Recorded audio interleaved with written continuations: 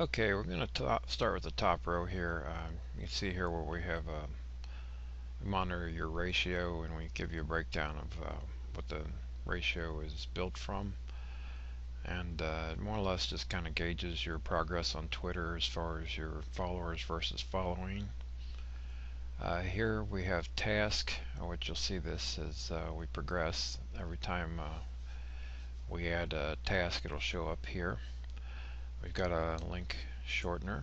You just enter your URL there and shorten that. And then we have tools, which we start off with our list manager. This would be once we have our list built, you can go in here and choose your list and edit it. We'll get into that a little bit too as we progress. The next thing we want to show you is create a new list. That'll be the first thing you want to do. Give it a meaningful name to you. My particular Twitter account has to do with a site that has coupons for baby formula, so I'm going to call it baby. And then we're going to go here and we're going to go to the tweets generator, and you'll see the format right here. And I'm going to pause the movie for a second here and go ahead and enter a tweet, and then we're going to go ahead and spin it. Okay, I've entered in my tweet and I've added my shortened URL to my website. Twitter actually recommends that you put the URL at the beginning. You can put it at the end if you wish. One word of caution: this will truncate the end if it goes over the amount allotted by Twitter, which is 140 characters. Now you see here where I've set it up for spinning. It's a pretty simple format in the brackets, and then each word separated by a comment. So let's go ahead and spin that.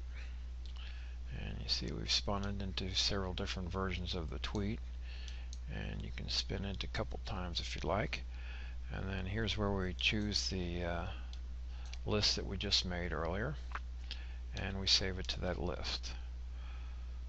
Now this is something we'll be using farther into the program, and I'll go back to the list manager to show you it there, where you can actually remove different ones or delete or clear the whole list or add to the list.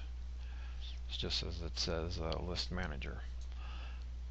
Now also we have down here whitelist, which is where you would add someone like a celebrity that you don't want to unfollow just because they're not following you.